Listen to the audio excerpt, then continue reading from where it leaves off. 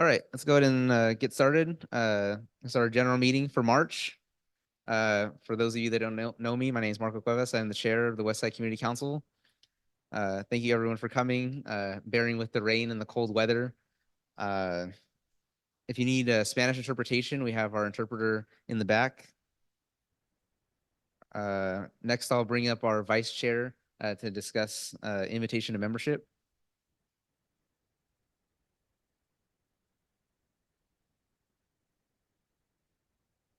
Good evening, everybody. Bienvenidos a todos.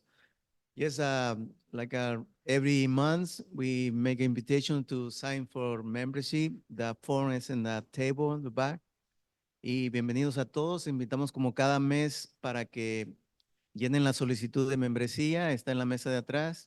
Y también lo pueden hacer por online. You can make it too for online. Any donation is welcome. Thank you. All right, thank you.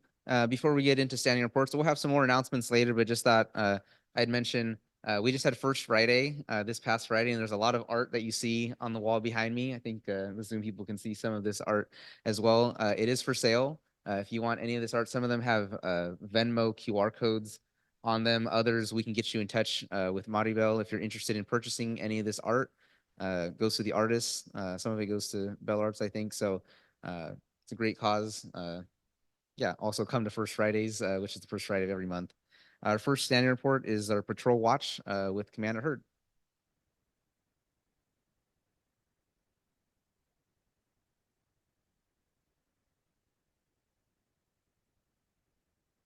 Thank you. Hello, everyone. Thanks for coming out in the rain. This is the first map that you'll see up here is the standing report for the 28 days of Group Crime A incidents that occurred in your jurisdiction or your district for the month of February through March 2nd. You'll see it looks fairly similar in numbers to past months. The couple of things that are a little bit stand out in here that you can't tell from this map is that we did have a stabbing and a shooting happen in the last 28 days. So we did have a stabbing at the fairgrounds, and then we had a shooting downtown, all related to like the downtown bar scene happening. So we are dealing with that, some behind the scenes action as well as some proactive arrests have been made in that case. So that's good news. And then working with the bars on changing some of the things going on down there. So that's kind of a work in progress. If you have any particular questions on this map, I'm open for those. And then the second map is at the special request of one of your constituents, just a map depicting the narcotics calls, meaning someone calls into the police department and wants to report narcotics activity. That's what's reflected in this map here. And then the 2 overdoses. Neither of those were fatal. Those were treated and the people were at the hospital and recovered. And then related to those narcotics calls, I went through each of those, and of the 9, we did 4 arrests out of those calls. 3 of the times the people were gone when we arrived. And then 2 times we contacted people but didn't find any narcotic activity that required enforcement. There was nothing arrestable or anything like that. So that's the overall narcotics activity in your area. If you went back to the first map, you'll see though that the narcotics offenses on there were 16. That's because those may not have come in as originally as a narcotics call, but that's something where our officers may have gone out and done a proactive arrest or arrested somebody related to a different type of call. And then it's related back to a narcotics offense because they were arrested for some sort of narcotics related crime. So that's why those numbers look different. Okay. Any questions on that one? Okay, I don't have anything else new to report, so thank you. Enjoy your meeting. All right, thank you. Next, we have City of Ventura updates. Councilmember Campos and our city rep, Alejandra.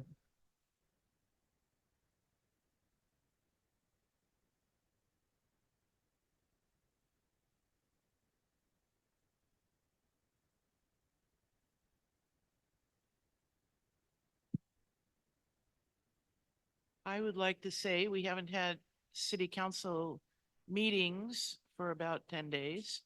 And our next meeting will be March 19th, and then we'll also have a meeting on March 26th.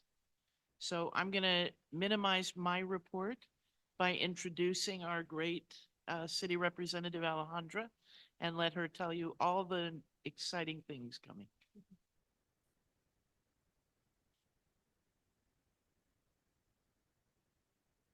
Hello, everyone. I just want to get a quick survey here. Out of all of you, who is signed up to receive our city newsletters? Yay, we have a good turnout. So I wanted to bring this up first because this is a great way to receive news from the city. We add on here our city programs, news, community highlights, and on these we add specific links to our website where you can find more information, read more about specific news, and anything you want to dive a little bit deeper in. So for this week, we wanted to invite everybody to our wildfire town hall. This will be tomorrow, March 7th from 6 to 8.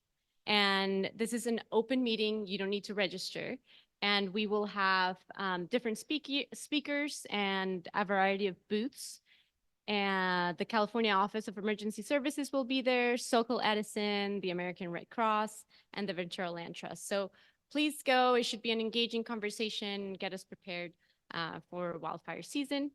And next is the Homeless Prevention and Diversion Program. This is a recent program that our housing division launched. And you can read more about this on our website. But for folks that qualify, you can receive up to $4,000 in rental assistance. So check these out. I also have my business cards here. If you have any questions about this, I'm happy to send you more information and connect you with the right folks. We also recently had our cadets go over through the end of Vin Street, Lewis Street, and Carr Street to pass out a community notification. As we all know, with the rainy season, our hillside becomes, we watch it very attentively. So we passed out a notice letting folks know to continue to remain alert and be vigilant for the hillside. We will also be leaving this behind. It's an additional community notification where we have some ways to staying alert and ready by watching the hillside, checking weather and safety information, and register for WCC emergency. We also have great news to share. We have a new assistant city manager. Her name is Carlene Saxton, and we are really excited to have her on board. And these are some additional things for the summer, but we are looking for more folks. The Parks and Rec Department is currently hiring, and if you're looking for a flexible schedule, extra cash, or anything else, we have summer jobs that are available. And lastly here, we have, we would like to invite anybody that's open and available to join the Measure O committee. And we are looking for folks to submit their applications by March 21st. So if you have any questions, please let me know. I'll be sticking around and my business cards are in the back. Thank you very much, and sign up for that newsletter. Thanks.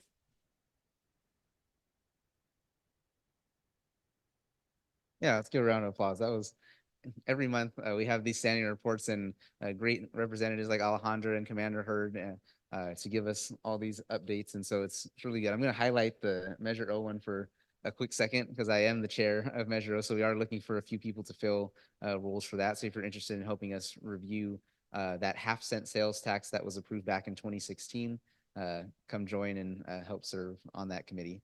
Next up, we have our treasurer's report with Kay Zerbes.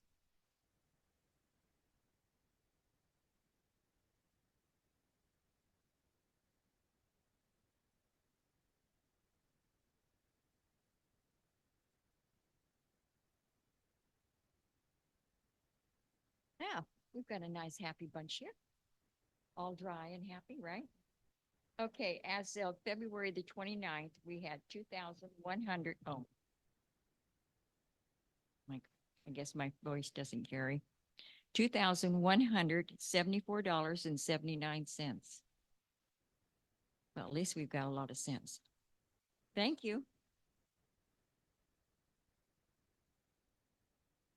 And then to continue what we did last month, we're bringing back our tradition of passing the hat at our general meeting. So if you have any spare change dollars that you'd like to donate and help us fund. This is just another way for us to fundraise money. So I'm just going to pass the hat around if anyone wants to share some spare change.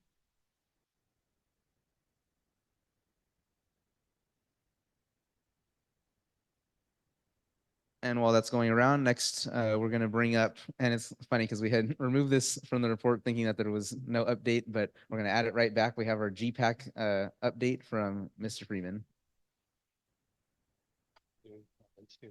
Yeah, apologies.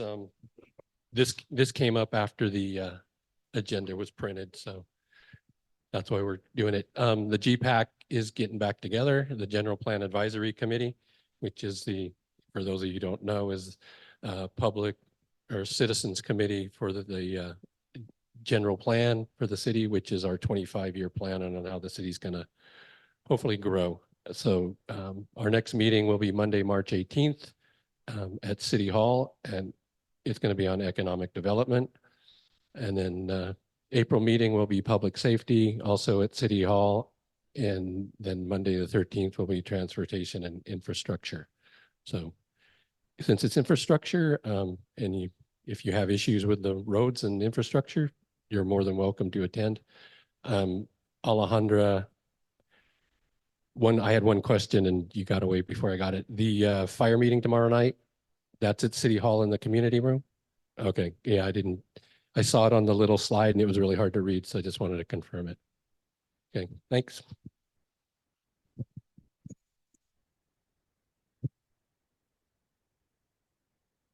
All right, moving right along here. Next up, we have our open comment period. So if anyone has any comments on things not related to items on the agenda, we can go ahead and take those comments or questions now. All right. Old business. Every month we've been putting city service requests, information, phone numbers on our agenda. We have since transferred that to our website now. There's a variety of different phone numbers there. One we left on here, that's a popular one, the pothole hotline, other hotlines like graffiti hotline, how to remove trash, a bunch of different numbers that you may find useful that you can find on our website now. All right, next we'll go ahead and get started with our presentations. First up, we have Ventura County Behavioral Health, the Mental Health Services Act Division, and they're going to give a presentation on what they do and also seek feedback for the various initiatives that they have. So I'll go ahead and invite up that team to come.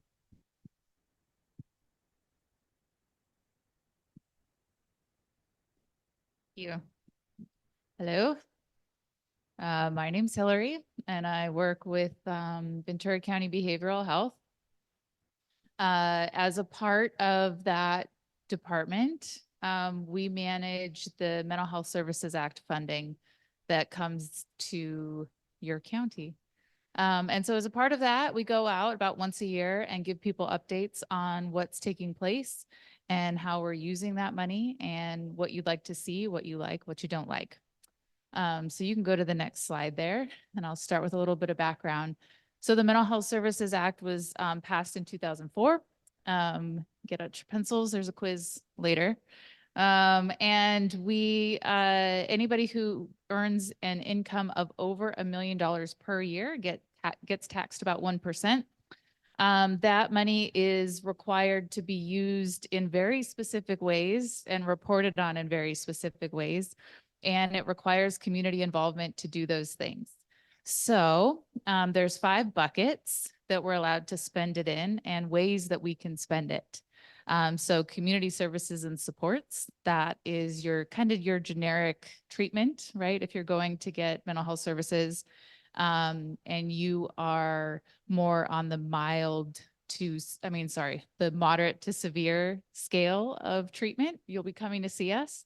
If you're more mild to moderate, you're probably going to see somebody in the community. So CSS funds all of those types of things.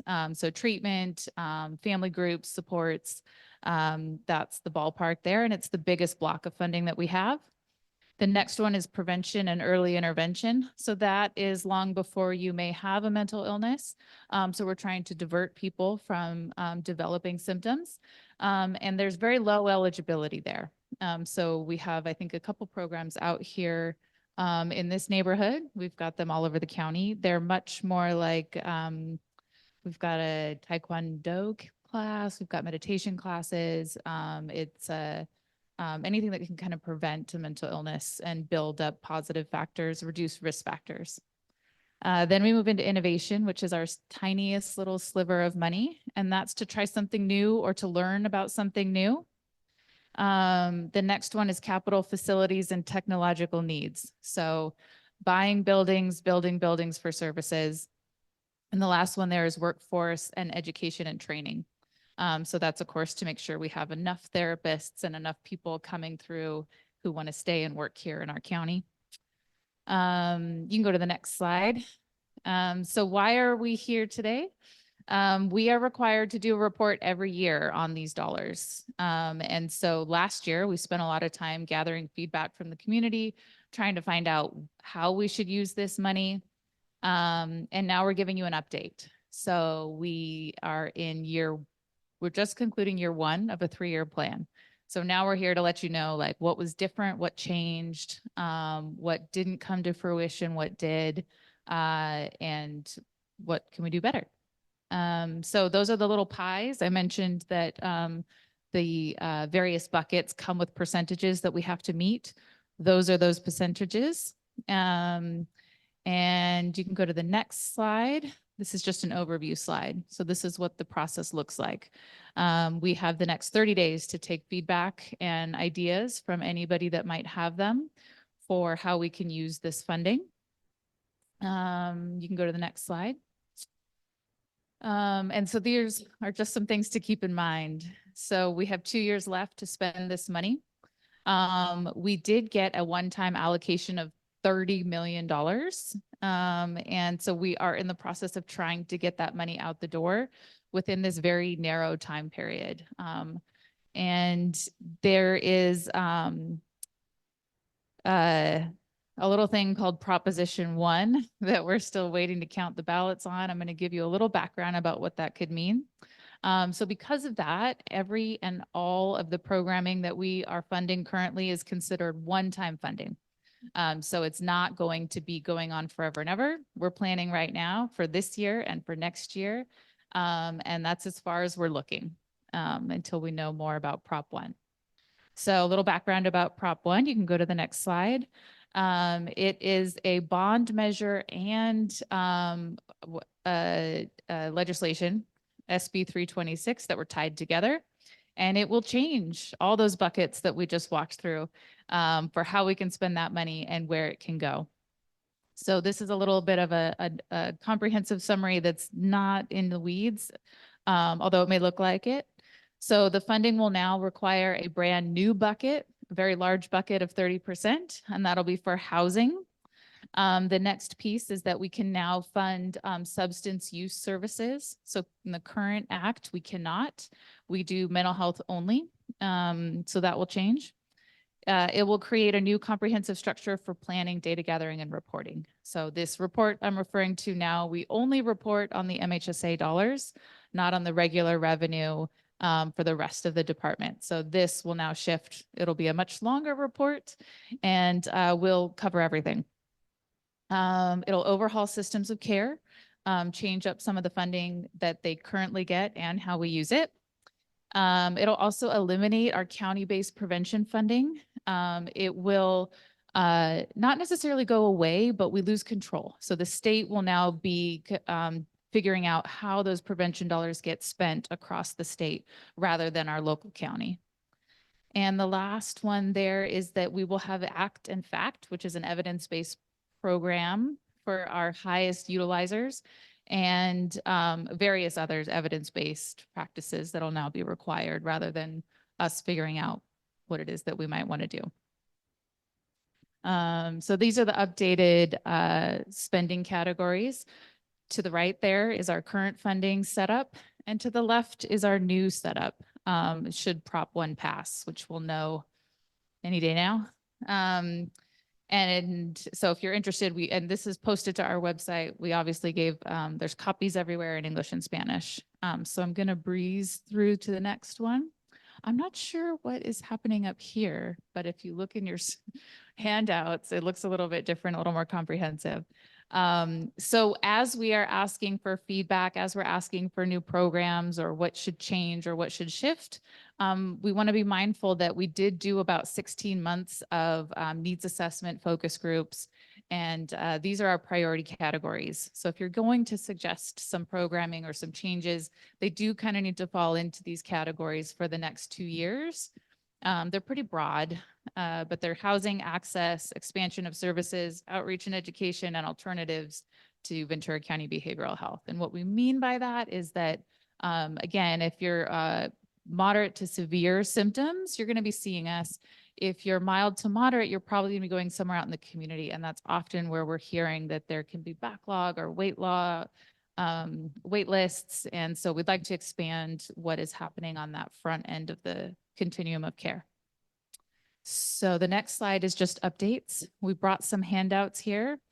MHSA is long and varied, and it funds programs all the way, of course, from prevention into services, residential, and into crisis services. So there's a whole variety of programs. So we brought 2 different handouts. One tells you programs that exist currently that are funded with MHSA, and the other one talks about changes. So for example, if you've been to any of our projects, any of our meetings recently, you've heard about the MHRC, which is a Mental Health Rehabilitation Center. It's our largest project goal. It's going to be about $20 million of that $30 million we got to bring, essentially to build a brand new facility and bring home some people that currently get treated outside of the county. So we had hoped to spend some of those dollars this year.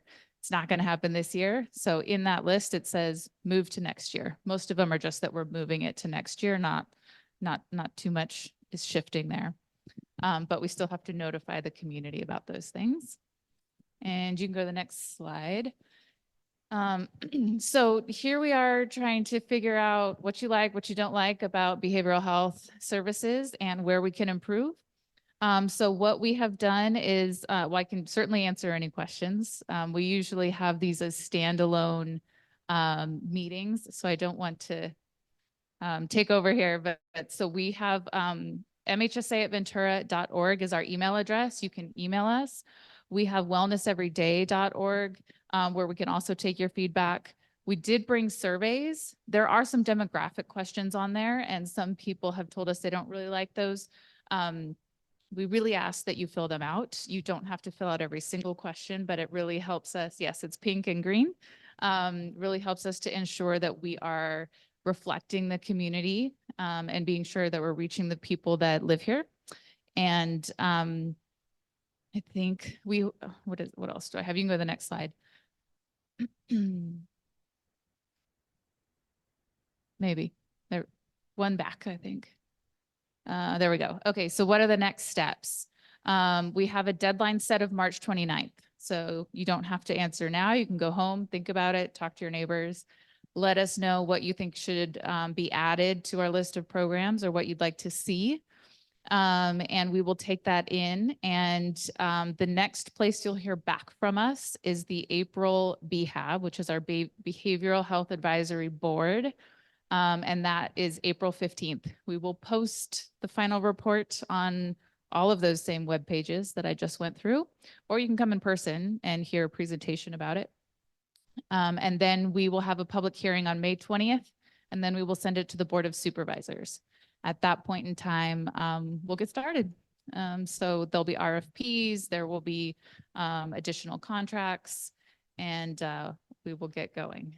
So I will, if you have any questions, I'm happy to take them. Otherwise, I would highly encourage you to fill out those surveys and give us some feedback. Yeah. I just have a simple question. There's a QR code on the survey.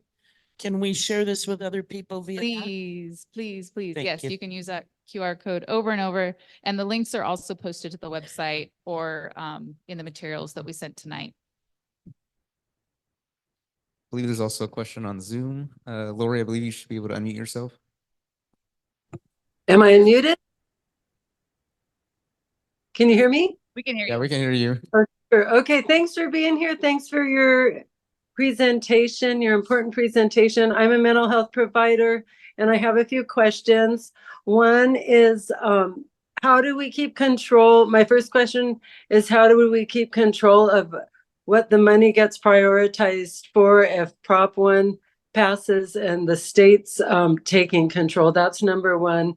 And then number two is how do we get this? How do you and how do we get a broad reach of input on this survey? And number three, just trying to get a better sense of how we're reaching really the at-risk populations such as youth, elders, disabled, homeless, gang risk types. Can you address substance abuse types? Can you address those three a little bit more? So one, local control of the state initiative. Two, really widespread input from the public on the survey. And three, what are we really doing now to really hit on those at-risk populations? Sure. So for the local control piece, the proposed legislation right now, it identifies CDPH, California Department of Public Health, to put together a work group.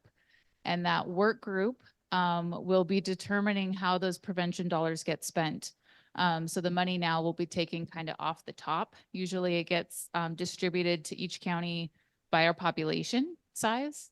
And now that'll be taken off the top, and then they'll figure out in that work group how to spend those dollars. So if you have any interest, it's at the state level. So they will be putting that together. We just don't have control of it if Prop 1 passes. It'll all be decided up there. The rest of the money is still determined through meetings like this and through the, wow, that's weird. The rest of the meetings like this and the regular process, which is surveys, needs assessments, all of kind of like the regular system that we go through now, public meetings. So that will still remain the same. There'll just be less money that we're determining and more people who are eligible for those funds. The third one, which is, I think you're talking about the at-risk populations.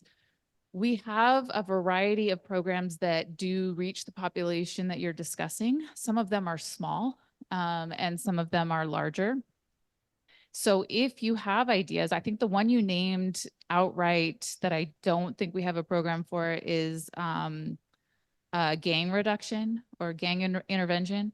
We don't have anything specifically. We have two after-school teen drop-in programs in Santa Paula and Fillmore that have that as a part of their programming.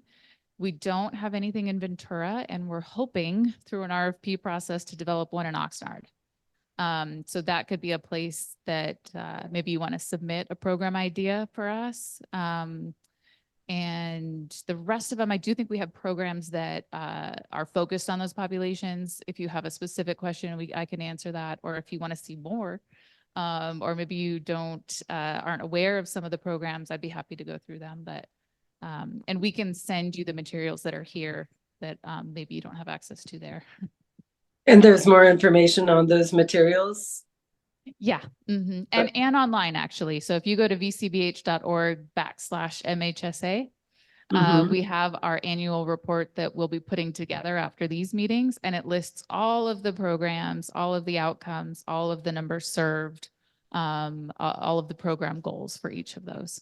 Okay, and then I'm just gonna make a request, and I'll put it in my survey, and I'll reach out to our supervisors directly. I think we really need to advocate for local, every bit of local control on how the money gets spent if Prop 1 passes, because we know best what and where our community needs the help.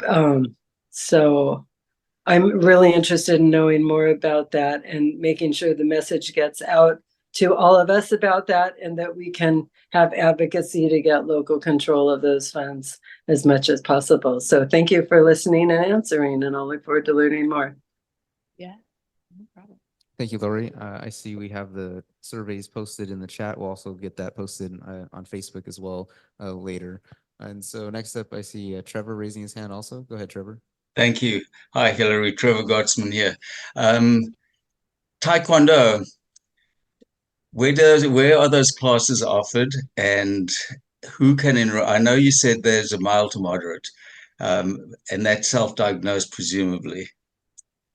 Sorry, go ahead. Go ahead, because first of all, I'm extremely interested. It was something I did with my children when they were young. It's a wonderful form of preventative maintenance. And speaking of gangs and what have you, it's probably a wonderful way of getting everybody together and showing their skills in a proper way. And keeping us resilient in that physical sense and mentally sort of, balanced and allowing those extremes to express in a safe environment and a well-controlled environment. So with that said, how does one enroll, or where are those classes offered? Yeah, that is one of our oldest programs. When the law was first passed, it was one of the original programs. It is a church in Santa Paula, and at that church, they have a small nonprofit that runs out of it called Project Esperanza. And they run the Taekwondo classes. They have an art class, a guitar class, a folklorico class. So they have a whole variety of youth programs. It's like K through 5th for the most part, who are involved there and do that. So yeah, Santa Paula. And for elder adults and for those for those retirees, so to speak, because Ventura is an aging community, and to me these are important facets. The more we're out and about, I'm a strong proponent for voluntary. I keep asking the city somehow to, and I know I'm the one who's probably got to do it, but it's how do we create a volunteer community core that goes that's out and about with their dogs, with their just walking the streets and picking up and seeing what's going on and being connected to things and maintaining that. So to me, I'm a strong proponent of that, but to incorporate the community is a good way, because then we can check on each other. It's I say, if you can't love it, let it be, and anything you let be, you keep checking on, because you've got to figure out why you're not able to love it. And so I just feel that it's important that these ways of bringing us together inside.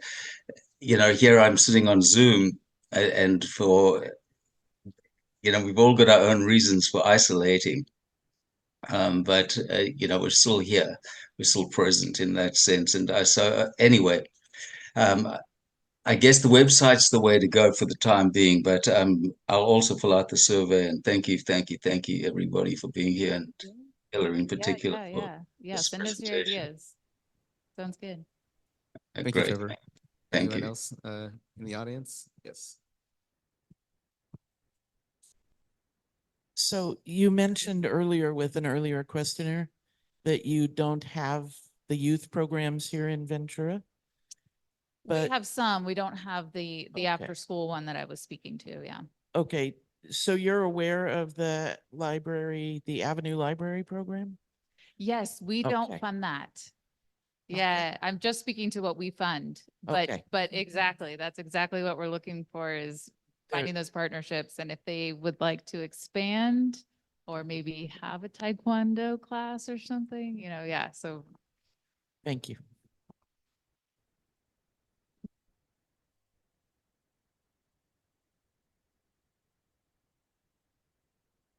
Buenas noches. Nosotros aquí en la comunidad necesitamos mucho este programa, especialmente con la comunidad latina. Y yo hablé con la señorita Mónica para ver si podemos, si ustedes pueden estar aquí presentes en una reunión comunitaria de latinos de aquí de la comunidad, para que ellos sepan los programas que tienen ustedes disponibles. Good evening. This program, I liked what you talked about, but we also like to know if the Latino community can get involved. And I had spoken with Monica to see if you're willing to come out and talk to the Latin community, so they're aware of these programs and maybe help out with the survey so they know what programs they are looking into.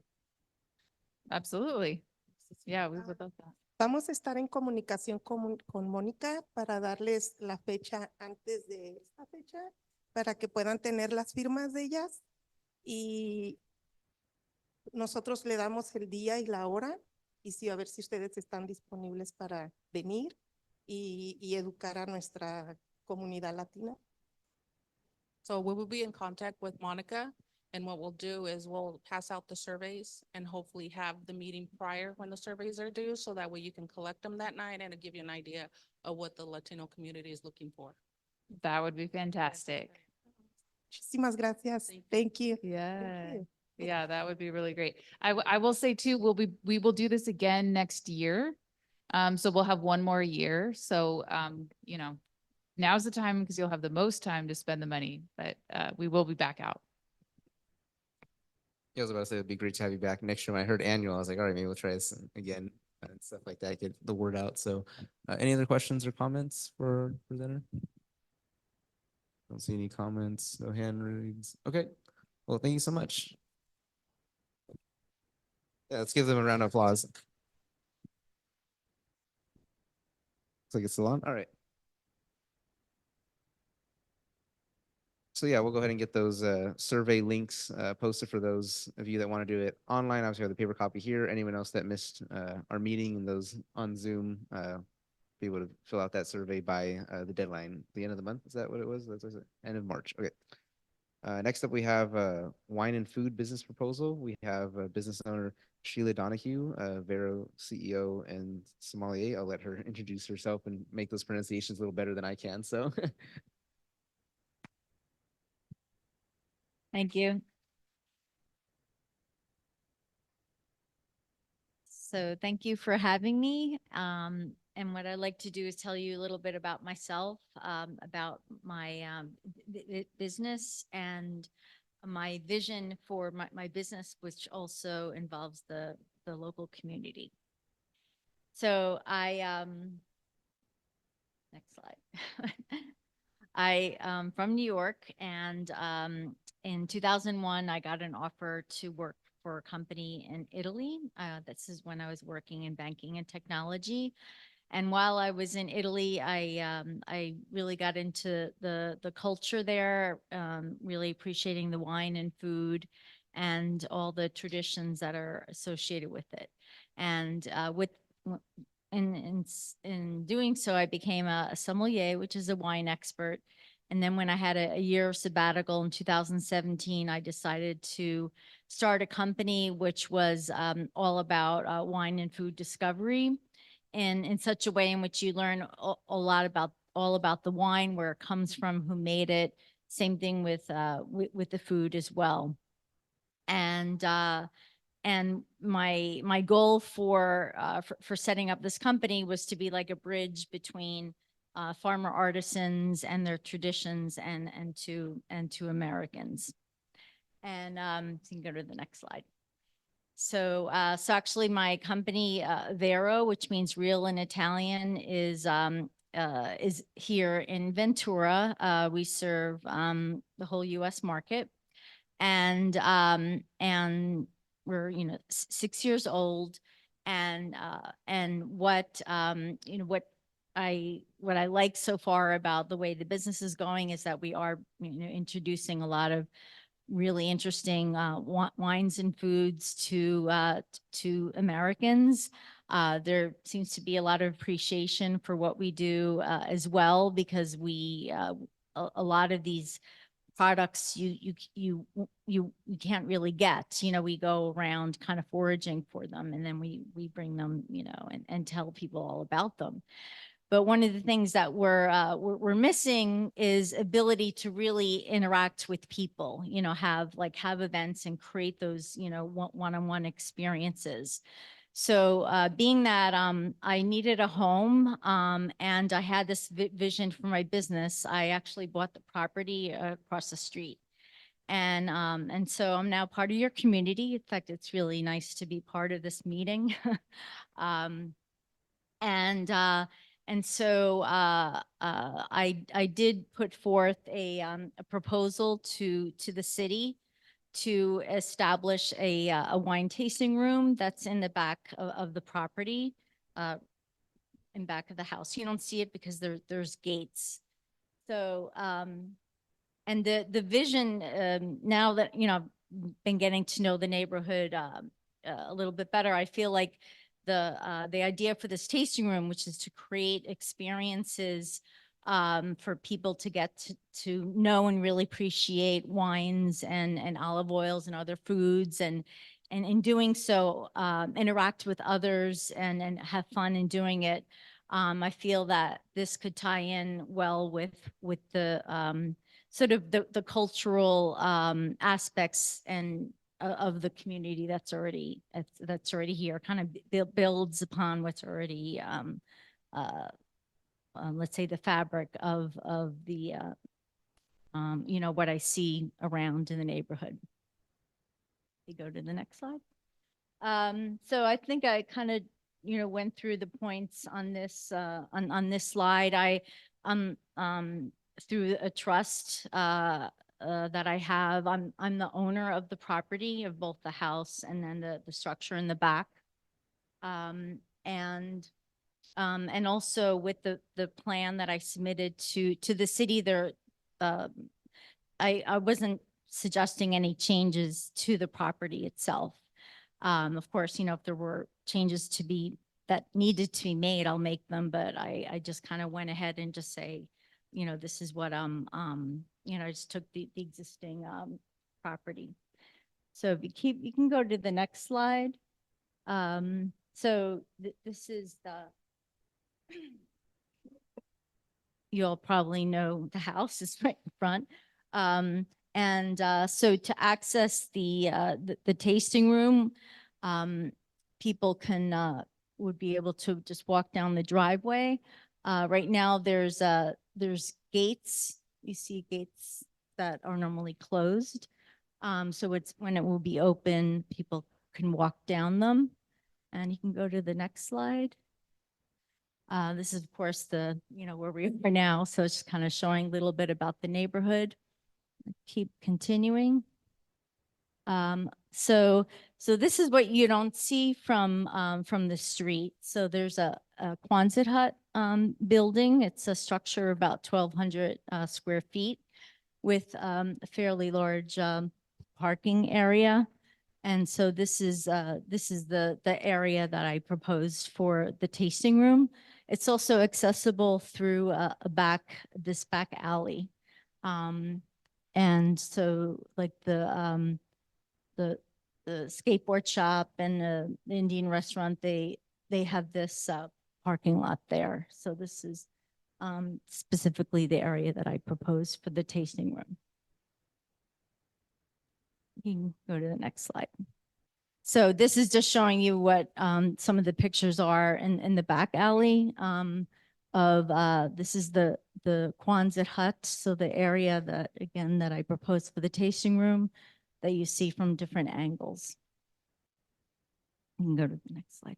So this is quite a detailed chart, but I figured I'd just show you of the you know, the outlined area is the Quonset hut, which I proposed for the tasting room, along with a small patio area, and there's about three parking spaces. And people can also would also be able to access from the back alley. So the idea that I have is that initially it will be by appointment and for events, and then kind of see how the response is for that, and then start to have regular hours. My idea for the regular hours would basically be just on the weekends, and then we'll see maybe, you know, maybe during the week as well. In the application, of course, they asked about the hours. So I was, you know, generous, you know, in my proposal, in which I said, you know, the earliest we would start is 11, the latest would be 9. But I wanted to have that window in order to allow for flexibility. And I guess we can go to the next slide. So this is just a couple of pictures of the Quonset hut itself. So it's you know, it's actually, I think, from World War II, and it's a nice, you know, good size space. And that's about it. So I just kind of put together an overview, and I wanted to just see what you think about it, what your questions are, etc.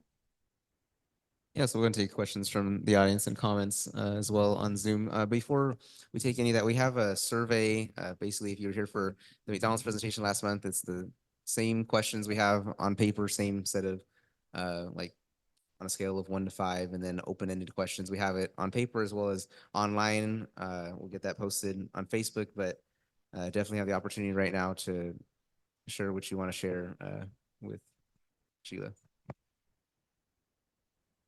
Yes, Pete. I think I noticed the meeting sign out front. Do you have a meeting date? Because I went on the city development site and there wasn't anything for your project yet. Yeah, it's still let's say being reviewed, so I haven't gotten any feedback yet.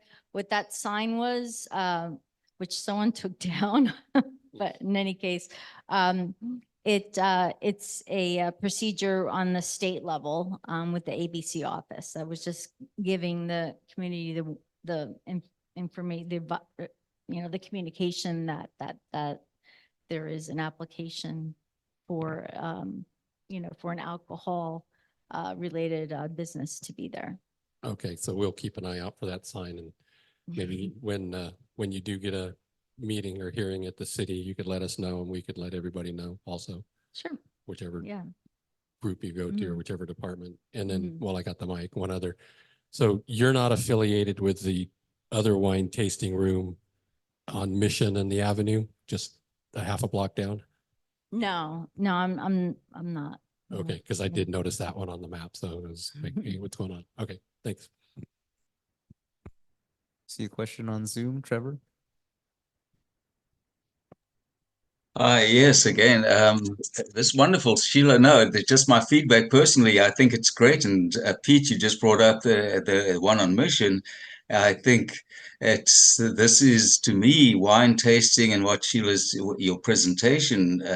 I think it is a good idea. You know, at the beginning, what you're saying is you're covering costs. You're trying to take, sort of like you've got your barometers out, and you've got maybe there'll be parties and things like it. But I think it's a great idea. It'll bring there a lot of outsiders, and if you're growing locally, and we're in the region, we're right on the outskirts of the region, and so I think it's a win for everybody. I wish you good luck. Thank you. Thank you. Yeah, I And I look appreciate that. forward. Go ahead. No, I do. A lot of our clients actually are in LA, and I've already talked to several of them about this idea, and they're they're excited about it. And the idea is that it would bring people up, presumably on the weekends. Exactly. Yeah. And it's just sort of, and it's the West Side, we're ripe for sort of like, this is fertile ground, and it hasn't been, we haven't planted, we've got the undergrowth.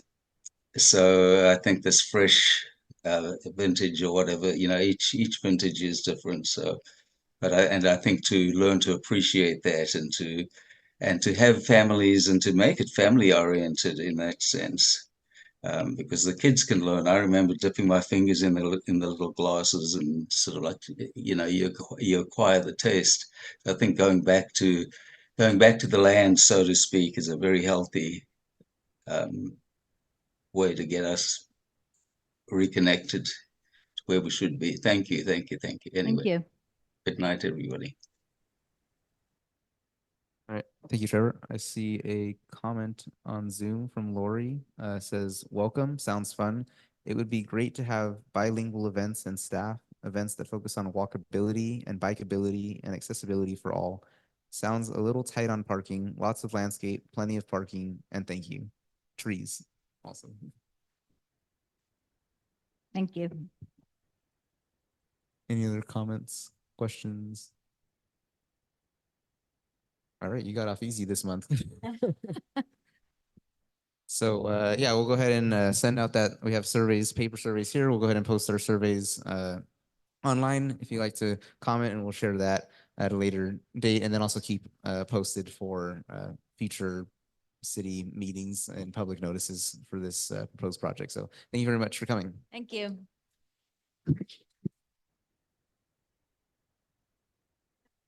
Sure. Hey there, West Siders. I used to come to a bunch of these meetings a long time ago, but it's been a while. I met Sheila in 2019 in Los Angeles and at a Italian wine ambassadors course that she passed and I didn't.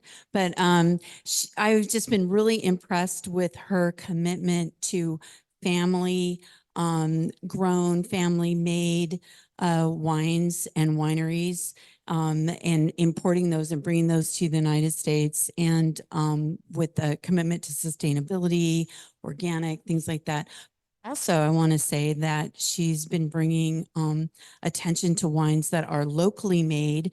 We have one of those winemakers here with us, and that's Gretel of Clos des Amis.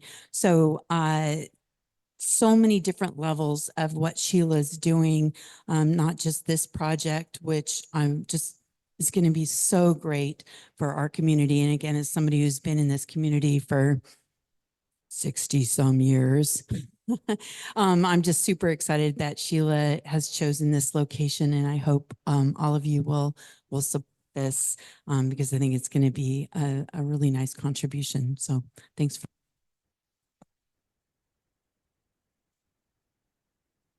Thank you for that. Oh, yeah. Hi. Yeah, so I represent Clos des Amis Wines. We're local people. I mean, we live off the avenue here. We live in Santa Paula. We have a winery in Santa Paula. We grow grapes in Ventura County. And I want to say that Sheila has been in her wine discoveries in Italy, finding small vineyards and people that are family and doing native grapes and doing natural things, growing wine in a beautiful way. And we're trying to do that here too in Ventura County. There's no industry in Ventura County for wine. What I want to say is that think Paso, think Napa, where wine goes, money, or reverse that, where wine flows, money goes. It's not a negative thing. It's a totally positive thing. And we're hoping Ventura County will grow more grapes and that there will be an industry. We can grow anything in Ventura County and grow it beautifully.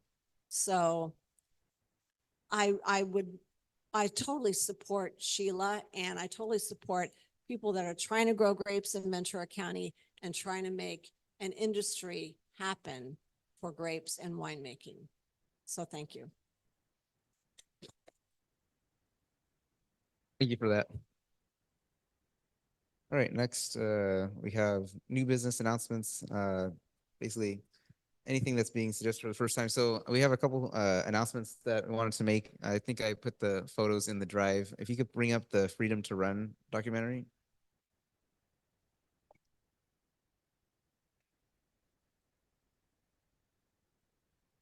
Gonna have Councilmember Campos explain this one. She has a good background on this.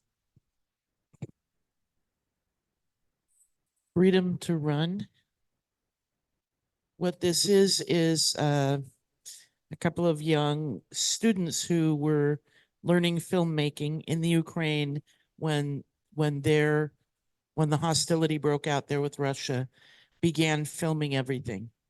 And they put together this documentary, which is about running around an occupied territory, trying to jog, trying to keep healthy, meeting other people who were trying to use exercise and running to get the mindset of war away from their brain.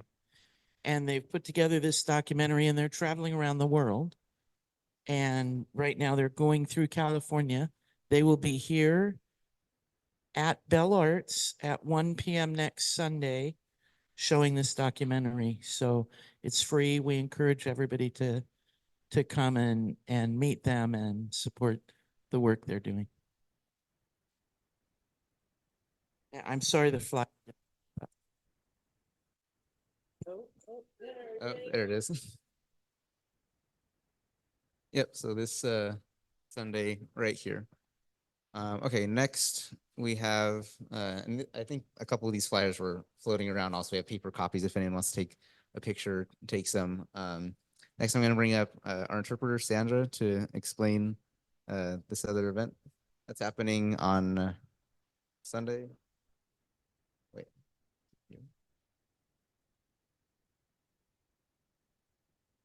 This one's in the morning, that one's in the afternoon. I was like, huh.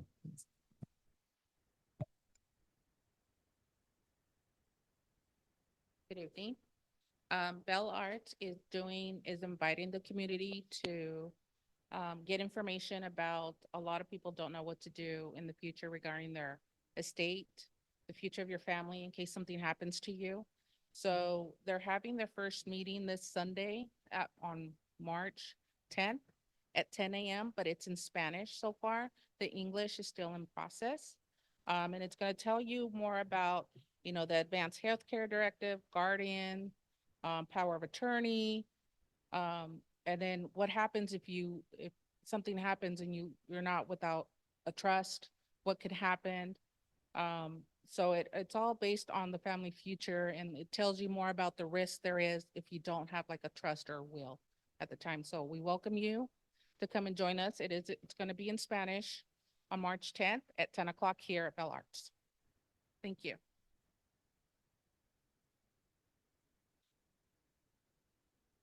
Thank you. Yes, this particular event is Spanish only, but I believe this group that does these presentations does a lot of English ones also. So if you're interested, then we'll try to find more information on that as well.